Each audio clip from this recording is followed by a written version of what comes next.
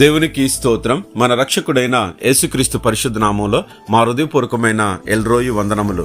దేవుడు ఈ దినమంతా తోడుగా ఉండి మీరు చేయు పనులన్నిటిలో కృపను అనుగ్రహించి ఆశీర్వదించును గాక. ఈరోజు దేవుని వాగ్దానం యెహెజ్కేలు గ్రంథము 36 అధ్యాయం 26వ వచనం. నూతన హృదయము మీకు ఇచ్చేదను, నూతన స్వభావము మీకు కలుగజేసేదను. ప్రియమైన దేవుని బిడ్డలారా, దేవుడు ఎప్పటికీ కూడా చేతులు చాచి హృదయంలో హృదయానుసారుడిగా ఉండాలని మనల్ని పిలుస్తూ ఉన్నాడు. మన హృదయాలు మారాలని ఆయన ఆశపడుతూ ఉన్నాడు. అధికమైన మేలులతో మునుపటి కంటే మనల్ని నింపాలని దేవుడు మన పక్షాన్నుండి మనలను ఆయన తట్టు తిప్పుకుంటూ ఉన్నాడు. అయితే మన జీవితాలు, మన ఆత్మ ఈ లోకములో ఆశలతోటి మన హృదయం నిండిపోయి దేవుని ఆత్మను, దేవుని యొక్క హృదయాన్ని దుఃఖపరుస్తూ ఉన్నారు.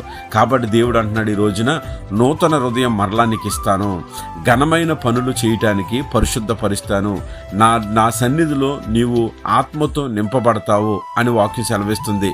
కాబట్టే నూతన స్వభావాన్ని మనకిస్తున్నాడు అంటే మన గుండె ముందు రాతి గుండెగా, కఠినమైన గుండెగా, మనం మూర్ఘత్వంతో, మా ఎంతో లోకంలో కలహాలతోటి, లోకంలో దేవుడు అంటే లెక్క చేయకోకుండా తిరుగుతున్న మనల్ని దేవుని యొద్దకు మారుస్తున్నాడు.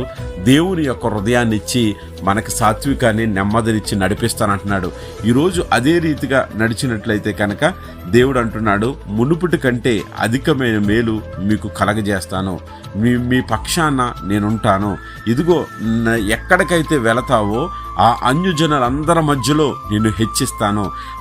ఎక్కడైతే నిన్ను దూషింపబడ్డావో, ఎక్కడైతే హేళనగా ఉన్నావో ఆ స్థలంలోనే పరిశుద్ధంగా ఇప్పుడు ఉంటున్నావు. కాబట్టి నీ హృదయము నిన్ను ఘనమైన వానిగా నేను హెచ్చిస్తానని వాక్యం సెలవిస్తుంది.